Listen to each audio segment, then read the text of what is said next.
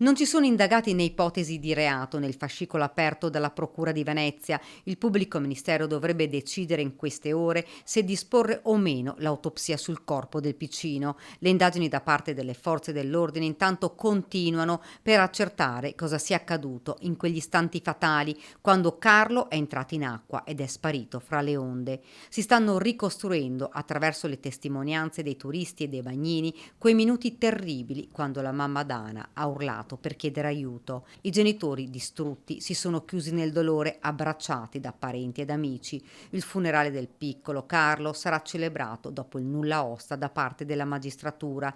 Due comunità, Roncade e Cavallino Tre Porti, unite da una tragedia che ha sconvolto tutti. La dirigente dell'Istituto Comprensivo di Roncade, la scuola del piccolo, ha incontrato la mamma per portare una parola di conforto e di vicinanza della scuola alla famiglia. Come scuola e come comunità scolastica unita siamo molto vicini alla famiglia, al papà e alla mamma del piccolo Carlo e a tutta la famiglia.